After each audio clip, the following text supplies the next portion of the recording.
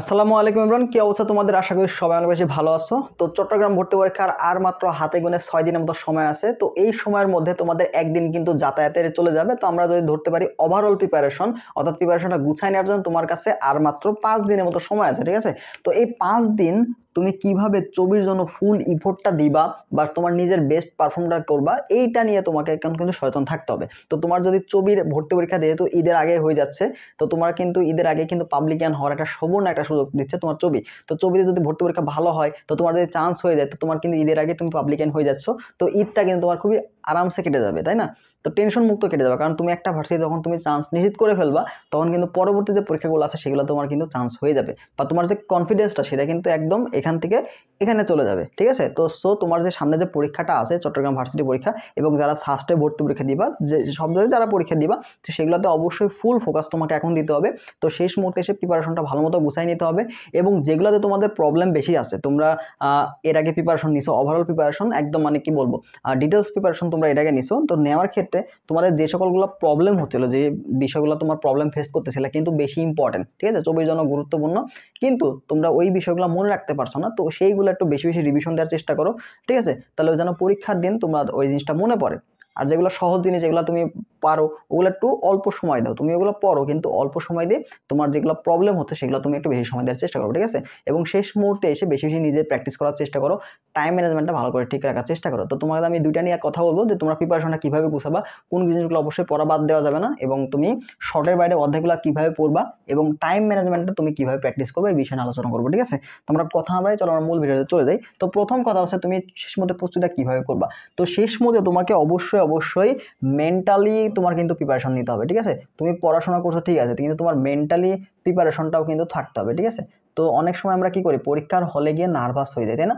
পরীক্ষার হয়ে গিয়ে নার্ভাস হয়ে যায়, টেনশন আমাদের মাথায় কাজ করে, যার ফলে কিন্তু আমরা ভালো পরীক্ষা দিতে পারি না। প্রিপারেশন যথেষ্ট ভালো থাকা সত্ত্বেও আমরা পরীক্ষা ভালো দিতে পারি না। তো তোমাকে অবশ্যই পরীক্ষার আগে কিন্তু এই জিনিসটা ফোকাস করতে হবে, ঠিক আছে? তুমি পড়তেছো ভালো কথা, কিন্তু তোমাকে অবশ্যই মেন্টাল হেলথ, তোমার ফিজিক্যাল হেলথ দুইটার দিকেও কিন্তু গুরুত্ব দিতে হবে, ঠিক আছে?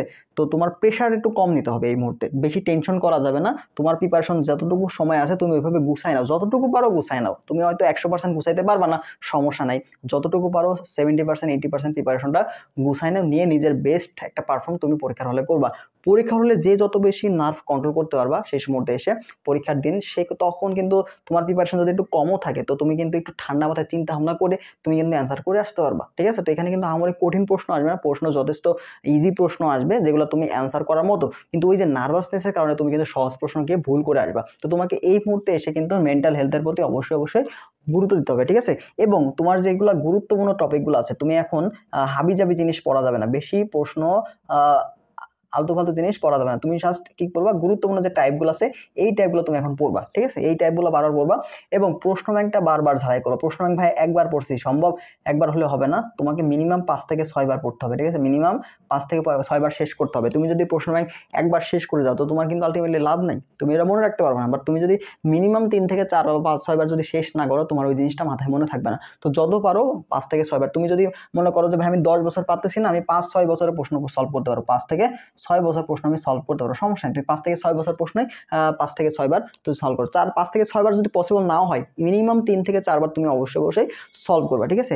এবং অনুশীলনীটা তোমাকে আমি বারবার বলতেছি অনুশীলনীটাকে পড়তে, কারণ এটা কেন বলতেছি, তুমি পরীক্ষার হলে নিজে টের পাবা, ঠিক আছে? অনুশীলনী তোমাকে এখন আমি পড়তে বলতেছি, তো বারবার কেন ভাই এটা পড়তে বলছে, পরীক্ষার হলে গিয়ে তুমি টের পাবা যে এখান থেকে কত প্রশ্ন তুমি কমন পাও, ঠিক আছে? এই প্রশ্নগুলো চব্বিশ প্রশ্ন ব্যাংক যদি 5-6 বছর প্রশ্ন ব্যাখ্যা সহ ভালো করে পড়তে পারো, এই মুহূর্তে এসে একটা ভালো রিভিশন তোমার কিন্তু হয়ে যাবে, ঠিক আছে?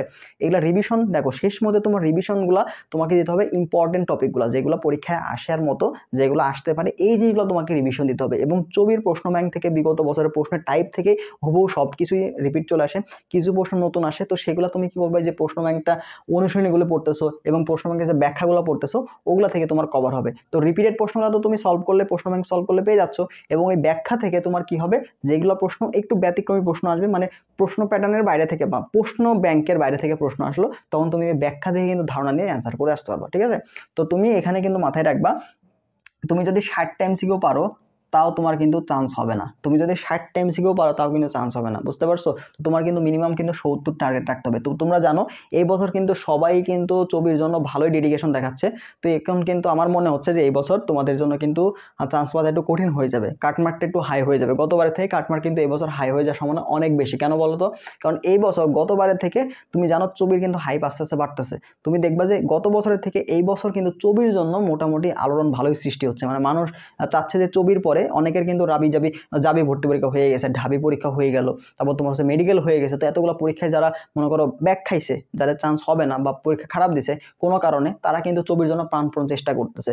তো বুঝতেছো? তাহলে এখানে তোমার পাশাপাশি কিন্তু শুধু তুমি একা না, যারা পরীক্ষা দেবে ম্যাক্সিমাম স্টুডেন্ট কিন্তু এখানে চান্স পাওয়ার জন্য পরীক্ষা দিচ্ছে, ঠিক আছে? তারপরে সেকেন্ড টাইমার আছে। তো সেকেন্ড টাইমার গত বছর 5 মার্ক কাটা গেছে, এই বছর কিন্তু মাত্র 3 মার্ক কাটা যাচ্ছে। তো বুঝতে পারছো এখানে কম্পিটিশন অনেক বেশি হবে। তো তোমাকে সেভাবে কিন্তু তৈরি হতে হবে। তো লাস্ট কয়দিন তোমাকে হতাশ হওয়া যাবে না, টেনশন করা যাবে না। যতটুকুই পড়ছো ভালো মতো রিভিশন দাও, যা পড়ছো এর আগে ওগুলাই 5-6 বার রিভিশন দাও, ওগুলো মাথায় ভালো মতো সেট করার চেষ্টা করো। তুমি অনেক পড়ছো কিন্তু পরীক্ষার হলে গিয়ে যদি মনে না পড়ে তাহলে কিন্তু তুমি শেষ, ঠিক আছে?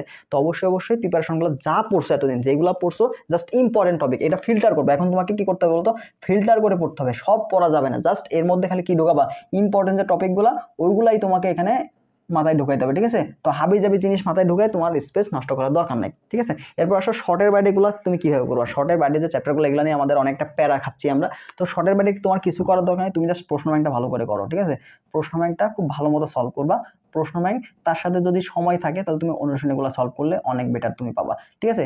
এইগুলা করলেই হবে, তোমাকে বইয়ের লাইন বাই লাইন পড়তে হবে না। জাস্ট প্রশ্ন ব্যাংকটা সলভ করো এবং অনুশীলনীর প্রশ্নগুলো সলভ করো, ব্যাস। শর্ট সিলেবাস থেকে তুমি অনেক প্রশ্ন হুবহু কমন পেয়ে যাবা, ঠিক আছে? অনেক প্রশ্ন হুবহু কমন পেয়ে যাবা, হুবহু কমন। তো তোমাকে A to Z পড়ার দরকার নাই, A to Z দরকার কি বলতো? দরকার নাই, ঠিক আছে? A to Z পড়ার দরকার নাই, ঠিক আছে? শর্টের বাইরে জাস্ট এগুলাই পড়ো এবং বেশি বেশি প্র্যাকটিস করার চেষ্টা করো। নিজে নিজে এমসিকিউ সলভ করার চেষ্টা করো, নিজে পড়ার সময় দাও। পড়ার টেবিলে এখন নিজে নিজে পড়ার সময় দাও। এবং শেষ মধ্যে টাইম ম্যানেজমেন্টটা কি করতে হবে? টাইম ম্যানেজমেন্টের জন্য তোমাকে এখন কি করতে হবে? এক্সাম দিতে হবে, বেশি বেশি এক্সাম দিতে হবে। যদি পারো অফলাইন এক্সাম দাও, আর না হলে অনলাইন এক্সাম দিতে পারো।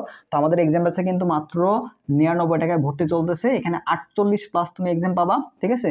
ফাইনাল মডেল টেস্ট হবে 10টা, সাবজেক্ট ফাইনাল, পেপার ফাইনাল, এছাড়া চ্যাপ্টার ওয়াইজ এক্সামও কিন্তু এখানে রয়েছে, ঠিক আছে? মাত্র 99 টাকায় এতগুলো এক্সাম তুমি পেয়ে যাবা। তো এতগুলো এক্সাম তুমি দিলে আলটিমেটলি তোমার কিন্তু নেগেটিভ মার্কিং এর, আমাদের এক্সামে নেগেটিভ মার্কিং এর সিস্টেম আছে, টাইমারের সিস্টেম আছে। তো তুমি টাইম ম্যানেজমেন্ট সম্পর্কে ধারণা পাবা এবং তোমার নেগেটিভ মার্কিং কিভাবে এড়াতে হয় এই বিষয়গুলো তুমি কিন্তু ধারণা পেয়ে যাবা। তো শেষ মুহূর্তে এসে তোমাকে অবশ্যই টাইম ম্যানেজমেন্ট এবং নেগেটিভ মার্কিংটা কন্ট্রোল করা শিখতে হবে, ঠিক আছে? তো তোমার কিন্তু নেগেটিভ মার্কিং কন্ট্রোল করা অবশ্যই শিখতে হবে। যদি না পারো তাহলে কিন্তু পরীক্ষা একটা ঝামেলায় পড়তে পারো, ঠিক আছে? তো টাইম ম্যানেজমেন্টের জন্য কি করবা? বাসায় তুমি কি করবা? স্টপওয়াচ চালু করে এমসিকিউ প্র্যাকটিস করবা, স্টপওয়াচ চালু করে এমসিকিউ প্র্যাকটিস করবা, ঠিক আছে? এই জিনিসটা তুমি যখন করবা তখন তুমি বুঝতে পারবে যে তোমার একটা প্রশ্ন সলভ করতে গিয়ে কতটুকু সময় লাগছে, ঠিক আছে? তুমি অল্প সময়ের মধ্যে প্রশ্ন সলভ করতে পারতেছো না, এই জিনিসটা তোমার কিন্তু মাইন্ডসেট তৈরি হয়ে যাবে। তো তুমি যদি পরীক্ষার আগের দিন প্ল্যান করো যে আমি পরীক্ষার হলে গিয়ে 10 মিনিট এটা দাঁড়াবো, 20 মিনিট এটা দাঁড়াবো, এরকম করলে হবে না। তোমার এখন থেকে প্র্যাকটিস করতে হবে, মিনিমাম 1 সপ্তাহ আগে থেকে এটা প্র্যাকটিস করতে হবে যে আমি কিভাবে পরীক্ষার হলে কোনটা দাগাবো, ঠিক আছে? তো এটা করার জন্য তোমাকে অবশ্যই এক্সাম দেওয়া দরকার, ঠিক আছে? এক্সাম দেওয়া দরকার, অথবা বাসায় ঘড়ি ধরে তুমি প্রশ্ন প্যাটার্ন যদি তোমার কাছে থাকে তো ওই প্রশ্নের অনুযায়ী তুমি এক্সাম দিতে পারো। মানে যাই হোক তোমাকে এক্সাম দিতে হবে, অথবা এক্সামের নিয়ম অনুযায়ী তোমাকে প্রশ্নগুলো প্র্যাকটিস করতে হবে, যেন তুমি একটা নির্দিষ্ট টাইমের মধ্যে নিজের প্রিপারেশনটা গুছাই নিতে পারো, বা নিজের যে পরীক্ষার হলে কিভাবে প্রশ্নগুলো সলভ করবো অল্প সময়ের মধ্যে অ্যান্সার করে আসতে হবে, এই জিনিসটা তুমি যেন বুঝতে পারো, ঠিক আছে? তো এইটা একটু ভালো করে ফোকাস করবে এবং রেগুলার চেষ্টা করো বাংলা ইংরেজি পড়ার, ঠিক আছে? রেগুলার বাংলা ইংরেজি পড়ার চেষ্টা করো। তো বাংলা ইংলিশ নিয়ে কি করবা? বাংলা ইংলিশের ক্ষেত্রে প্রশ্ন ব্যাংকের ব্যাখ্যাগুলো ভালো করে দেখবা এবং 9-10 যে বাংলা বইটা ছিল বাংলা ব্যাকরণ পাঠ, ওখান থেকে ব্যাকরণ পাঠের উদাহরণগুলো দেখবো, ওখান থেকে উদাহরণগুলো কিন্তু গুরুত্বপূর্ণ। এবং ইংলিশের ক্ষেত্রে ইংলিশ ব্যাকরণ পাঠটা যে কোনো বই থেকে বিভিন্ন ভার্সিটিতে আসা প্রশ্ন এবং বিসিএস আসা প্রশ্নগুলো সলভ করো, তাহলে ম্যাক্সিমাম প্রশ্ন এখানে কমন পেয়ে যাবা। এবং চবির প্রশ্নগুলো টাইপগুলো, রুলসগুলো দেখো যে একটা প্রশ্ন গ্রামার পার্টটা, এটা সলভ করতে গিয়ে আমার কোন রুলসটা অ্যাপ্লাই করা হয়েছে এবং এই টাইপের প্রশ্ন আসলে আমি কীভাবে সলভ করবো, এই জিনিসটা ভালো করে দেখো। এবং ফিজিক্সের ক্ষেত্রে সূত্রগুলা, মাত্রাগুলা বারবার পড়ার চেষ্টা করো।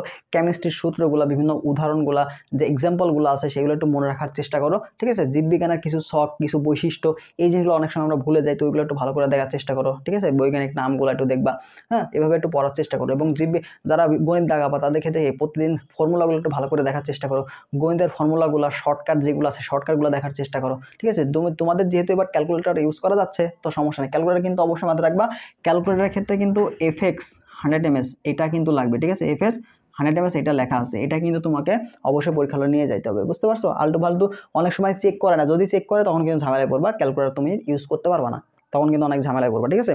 তো এইভাবে একটু প্রিপারেশন নেওয়ার চেষ্টা করো। আর যারা এক্সাম ব্যাচে ভর্তি হবা তারা আমাদের হোয়াটসঅ্যাপ নাম্বারে যোগাযোগ দাও, অথবা আমাদের আর ডিসক্রিপশন বক্স অথবা টেলিগ্রাম বক্সে তোমরা কিন্তু আমাদের এক্সাম ব্যাচের ডিটেলসটা পেয়ে যাবা, ওখান থেকে তোমরা ভর্তি হতে পারবা। এছাড়া আমাদের হোয়াটসঅ্যাপ টেলিগ্রাম যোগাযোগ করলেই তোমাদের কিন্তু বিস্তারিত জানিয়ে দেওয়া হবে। তো এক্সাম কিন্তু চলমান আছে, এক্সামগুলো চলতেছে, তো লাইভ এক্সাম দিতে হলে দ্রুত যুক্ত হয়ে যাও। সাবজেক্ট ফাইনাল চলতেছে, এরপরে ফাইনাল মডেল শুরু হবে, পেপার ফাইনাল শেষ হয়ে গেছে, অধ্যায়ভিত্তিক এক্সামও শেষ হয়ে গেছে, সেগুলো সব টেলিগ্রামে সাজানো আছে, সবগুলো তুমি দিতে পারবা, ঠিক আছে? এক্সামগুলো কিন্তু আমাদের টেলিগ্রাম গ্রুপে হবে।